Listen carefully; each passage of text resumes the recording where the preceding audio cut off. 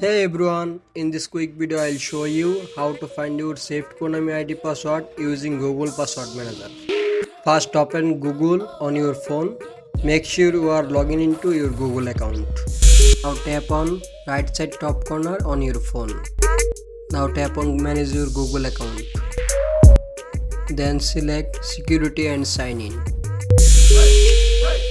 Now go to settings. This open Google Password Manager. You can also search Password Manager directly on Chrome.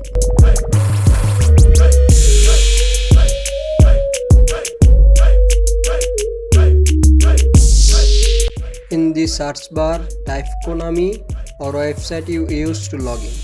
Tap on the saved account, then press the eye icon to view the password. You may need to verify your identity using your phone lock, fingerprint or PIN before the password is shown.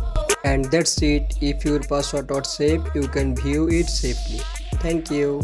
If this video helped you, don't forget to like and subscribe my channel.